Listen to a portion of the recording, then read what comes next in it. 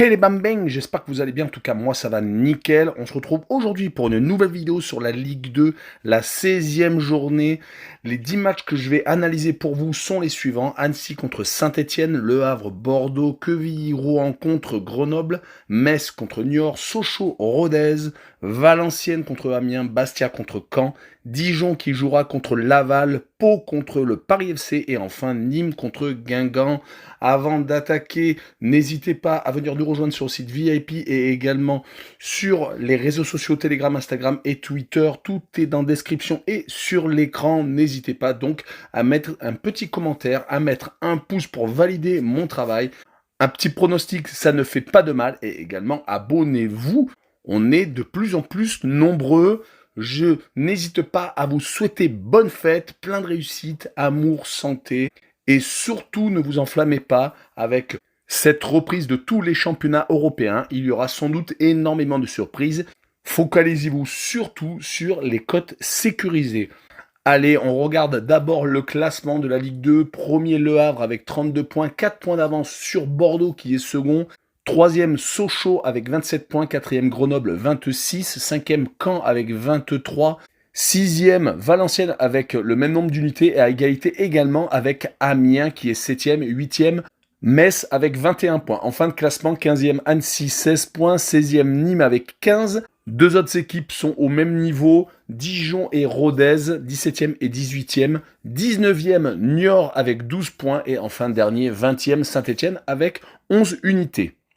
On attaque avec Annecy contre Saint-Etienne, deux équipes en difficulté. Les Annéciens sont juste au-dessus de la barre de relégation alors que les Stéphanois sont derniers. Après leur descente de Ligue 1, ils sont vraiment au plus mal. Ils vont essayer bien entendu de redresser la tête avec ce match de reprise. Mais quand on voit leurs 4 derniers matchs, toutes compétitions confondues, Coupe de France, matchs amicaux et Ligue 2, c'est 4 défaites consécutives, vraiment très inquiétant.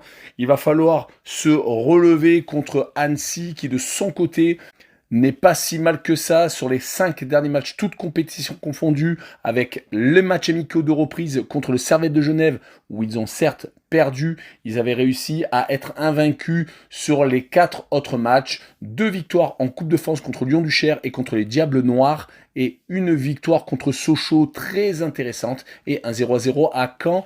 Mais le problème, c'est que dès qu'Annecy joue un match au couteau, où on les attend peut-être pour passer au-dessus de leur objectif de maintien, ils ont tendance à s'écrouler et les Stéphanois vont vouloir en profiter et je vois bien les joueurs de la Loire s'imposer 2-1 et créer la surprise avec le plus de 2 buts sur le match, une cote à 1,52. On enchaîne avec le choc de cette 16e journée avec le premier qui reçoit le second. Les Havrais ne perdent plus, ils ne prennent quasiment pas de but. Quand on voit leurs 5 derniers matchs en championnat de Ligue 2, c'est 4 victoires, 4 clean sheets et un match nul. C'était à Rodez, un but partout. Ils sont vraiment très impressionnants quand ils reçoivent, ce qui n'était pas le cas ces dernières saisons en Ligue 2, car ils viennent de remporter leurs 4 dernières réceptions contre Caen, Annecy, Bastia et contre Metz. Mais Bordeaux se présente, ils ont l'ambition de remonter en Ligue 1 après être passés vraiment très proche du gouffre, étant à 2 doigts de disparaître du monde professionnel. En tout cas, ils sont seconds, même s'ils sont en légère perte de vitesse, car sur les 5 derniers matchs de Ligue 2, c'est seulement 2 victoires, 2 nuls et 1 défaite. C'était à Nîmes, 1-0. Sur cette rencontre, je vois Le Havre garder le dessus et gagner 1-0 avec le draw no bet et le pari remboursé 6 matchs nuls, une cote à 1,46. Et on enchaîne avec Quevilly-Rouen contre Grenoble. Quevilly-Rouen est 13e, Grenoble 4e. Les Rouennais ne perdent quasiment plus ces derniers temps, une seule défaite. Lors des 5 derniers matchs de Ligue 2, c'était à domicile contre Le Havre. Sinon, 2 victoires contre Nîmes et contre Amiens en déplacement de surcroît. Et 2 matchs nuls contre Dijon et à Sochaux. Donc ils sont vraiment très difficiles à manier, mais en face, il y a Grenoble qui a totalement oublié la saison dernière où s'était sauvé en fin de saison. Là, sur les 5 derniers matchs de Ligue 2, c'est vraiment du costaud. 4 victoires et 1 match nul. 2 victoires à l'extérieur, 2 à domicile. Et le dernier match contre Dijon, c'était soldé par un 0-0. Je les vois donc s'imposer 2-1 à Quevilly-Rouen et je vois le draw no bet avec le pari remboursé 6 match nul, une cote à 1,81. Et on continue avec Metz qui reçoit Niort. Les Messins sont un petit peu mieux. Ils ont fait une chute libre commencé par une défaite 6-3 à domicile où ils avaient eu énormément d'expulsés à domicile contre Guingamp. Mais cela va beaucoup mieux. Ils ont réussi à gagner leurs 2 derniers matchs du championnat avant la coupure Coupe du Monde, battant Saint-Etienne et surtout le Paris FC à l'extérieur 4-1. Vont-ils être l'équipe qui fait peur, car c'est toujours une équipe qui a tendance à remonter rapidement en Ligue 1? Ils vont jouer contre l'avant-dernier Niort qui a eu une seule victoire sur les 5 derniers matchs de Ligue 2. C'était à domicile contre Dijon. Sinon 3 défaites contre Caen, Grenoble et contre Laval. Et un partage de points contre Nîmes le 12 novembre, donc juste avant la trêve. Mais sur ce match, je vois bien les Messins s'imposer 2-1 et je vois le plus de 2 buts sur le match, une cote à 1,57. Et on poursuit avec Sochaux contre Rodez, le 3e qui reçoit le 18e. Encore un match assez déséquilibré sur le papier. Les Sochaliens ont malheureusement un peu baissé de régime, ne gagnant que 2 fois sur les 5 derniers matchs de Ligue 2. Ils n'ont pas perdu non plus beaucoup. Une seule fois, c'était à Annecy. Et on fait 2 partages de points contre Metz et contre Quevilly-Rouen. Donc c'est une équipe qui doit continuer à prendre des points chez elle. Les Rodésiens, de leur côté, sont assez mal en points, ne gagnant qu'une fois, c'était à Saint-Etienne sur les 5 derniers matchs de Ligue 2 avant la trêve internationale.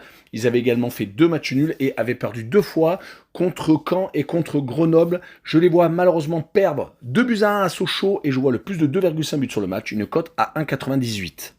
Et on enchaîne avec Valenciennes contre Amiens, 2 équipes qui sont collées ensemble au classement, 6e et 7e avec 23 unités. Les Valenciennois sont la bonne surprise de la première partie de saison car ils avaient plutôt tendance à être au milieu, voire en fin de tableau ces dernières années. Mais ils sont en embuscade et ne veulent pas bien entendu perdre cette place qui peut leur faire espérer des playoffs en fin de saison. Le seul point négatif est que sur les 3 derniers matchs, ils n'ont pas gagné en Ligue 2, perdant à Grenoble et à Laval et faisant match nul à la maison contre Caen.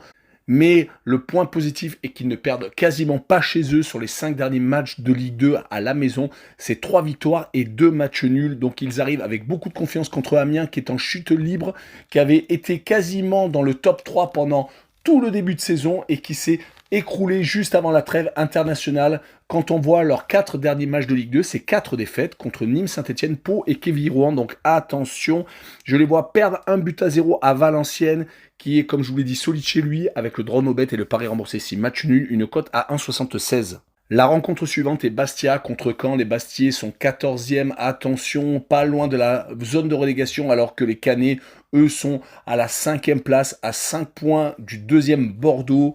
Bastia est en mauvaise posture car sur les 5 derniers matchs, ils n'ont plus gagné en Ligue 2, perdant 3 fois contre Le Havre, le Paris FC et Sochaux. 3 équipes qui, théoriquement, vont essayer de monter en Ligue 1 alors qu'ils ont fait 2 matchs nuls contre Bordeaux et contre Guingamp. Donc, vous avez remarqué que leur calendrier a été assez compliqué avant cette coupure Coupe du Monde. Du côté de Caen, par contre, c'est 2 victoires, 2 matchs nuls et une seule défaite. C'était à Laval, 4-0.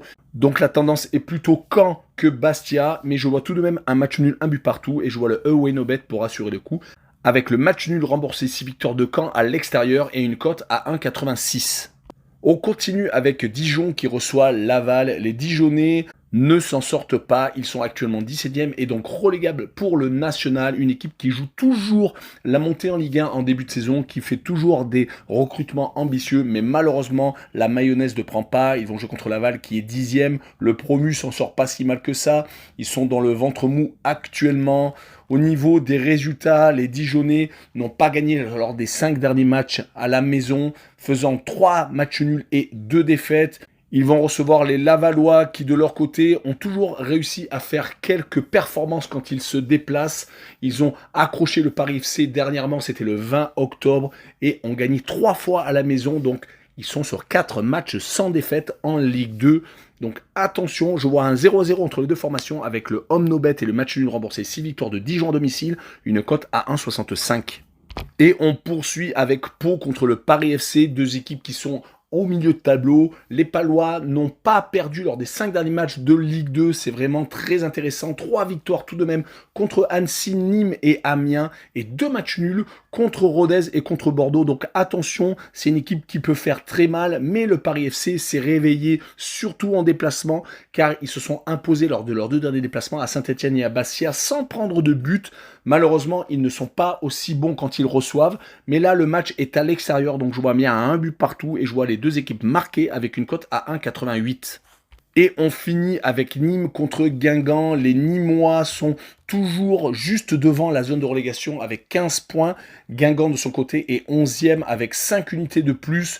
Mais les Nîmois sont sur une meilleure dynamique en Ligue 2 avec 2 victoires, 1 nul et 2 défaites, alors que les Guingampais n'ont plus gagné depuis 5 rencontres. Les Nîmois sont très solides quand ils reçoivent, ayant réussi à battre Amiens et Bordeaux, surtout sans prendre de but. Ils ont même réussi à accrocher le petit point du match nul à Niort juste avant la trêve internationale. Les Guingampais de leur côté ont perdu 2 de leurs 3 dernières réceptions et se sont inclinés à Valenciennes 1-0. Heureusement, ils avaient réussi à attraper 2 petits points contre Bastia et Dijon, ce qui leur permet de ne pas être en totale chute libre, mais je les vois s'incliner 1-0 à Nîmes et jouer à double chance 1N avec une cote à 1,59. Voilà, on a fini avec cette vidéo. Surtout, très bonne fête et n'hésitez pas à vous abonner. Ciao les bambins!